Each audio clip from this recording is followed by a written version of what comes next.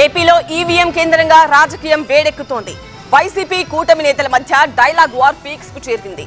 EVM reverification కు పట్టుబడుతున్నాయి YCP శ్రేణులు. ఫలితాలు ప్రకటించిన 2 నెలలకు అనుమానాలా అని ప్రశ్నిస్తున్నారు కూటమి నాయకులు. ఫిర్యాదు సరే, మరి ఈసీ రియాక్షన్ ఏంటి? 2024 ఎన్నికల ఫలితాలపై అనుమానాలున్నాయంటూ ఏపీ ఎన్నికల ప్రధాన అధికారిని కలిశారు వైసీపీ నేతలు. ఈసీ ప్రకటించిన పోలింగ్ శాతానికి కౌంటింగ్ లో చూపిన పోలింగ్ పర్సెంటేజ్ కి మధ్య తేడా ఉండడం అనుమానాలకు తావిస్తుందన్నారు మాజీ మంత్రి అంబటి రాంబాబు. ఎన్నికలు జరిగిన రోజు ఈసీ ఫైనల్ గా 80.66% పోలింగ్ నమోదైనట్టు ప్రకటించిందన్నారు.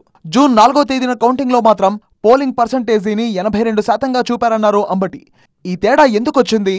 ఇన్ని రోజులైనా పార్టీల వారీగా ఓట్లను ఎందుకు ప్రకటించలేదని ప్రశ్నించారాయన. ఇక ఈవీఎం బ్యాటరీ ఛార్జింగ్ 99% ఉండడం ఏంటన్నారు. భద్రపరిచాక బ్యాటరీ ఛార్జింగ్ ఎలా పెరుగుతుందన్నారు.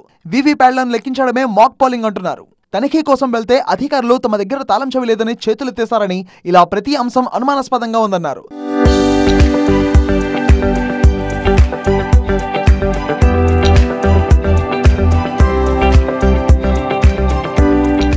తమకున్న సందేహాలు ఈసీ దృష్టికి తీసుకెళ్లామన్నారు.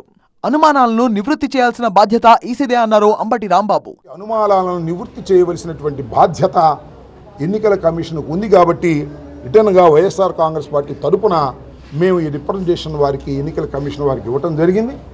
త్వరలోనే వీటన్నిటినీ కూడా నివృత్తి చేస్తారనేటువంటి భావన మాకున్నదని మేము అనుకుంటున్నాం. వారు చేయకపోతే ప్రజాస్వామ్యం ప్రమాదంలో పడిందనేటువంటి భావన దేశవ్యాప్తంగా వచ్చేటటువంటి అవకాశం ఉన్నది. దాన్ని నివృత్తి చేయవలసిందిగా వారిని కోరటం జరిగింది. ఈవీఎంలపై వైసీపీ ఈసీని ఆశ్రయించడాన్ని తప్పుపట్టారు కూటమి నేతలు. ప్రజా తీర్పును వైసీపీ గౌరవించాలన్నారు కేంద్ర మంత్రి శ్రీనివాస్ వర్మ. ఫలితాలు ప్రకటించిన 2 నెలల తర్వాత అనుమానాలేంటన్నారు ఆయన.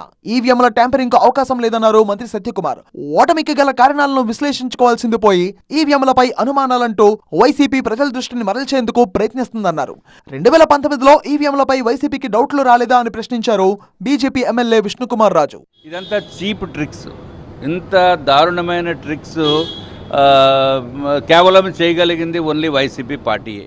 ఈవీఎంలపై తలెత్తుతున్న అనుమానాలను నివృత్తి చేయాల్సిన బాధ్యత ఈసీదని వైసీపీ అంటోంది. ఇదంతా ప్రజల దృష్టిని మరల్చడానికి వైసీపీ వేసిన ఎత్తుగడ అంటున్నారు కూటమి నేతలు. అలా ఈవీఎం కేంద్రంగా ఏపీ పాలిటిక్స్ హీటెక్కుతున్నాయి.